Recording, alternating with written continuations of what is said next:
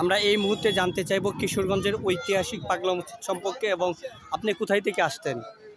আমার বাড়ি কিশোরগঞ্জ সদরে মুর্শিদাবাদ ইউনিয়ন।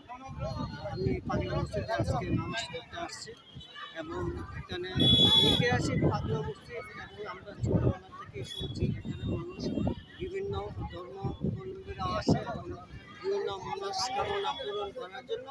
আর আমরা মুসলমান হিসেবে আল্লাহর নৈকট্য পাওয়ার জন্য এই পাগলা মসজিদে যখন মন চায় মনের আনন্দে আইসা জামাত করি, নামাজ পড়ি এবং সবাই হাসি খেলে এখান থেকে বিদায় হয় এবং শান্তিপূর্ণ মনোভাব তাকে এই জন্য আসি পাগলা মসজিদ।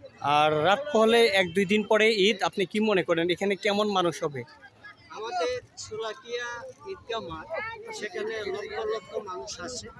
এখন এখানে আসার পরে শুনতে পারলাম যে আমাদের পাগলা মসজিদে ঈদের জামাত হবে এবং টাইম 9টা ঘোষণা করছে এবং যারা আমরা অনেকেই অনেক সময় শোলাকিয়া না যেও ঈদগাহ মাঠে পাগলা মসজিদে এসে নামাজ পড়ি এবং ঈদগাহ মাঠে আমাদের এখন নতুন ইমাম সাহেব আসছে। আমরা মনের আনন্দে আরও মন খুলে ঈদের আনন্দ উপভোগ করতে পারবো। ধন্যবাদ। ধন্যবাদ আপনাকে।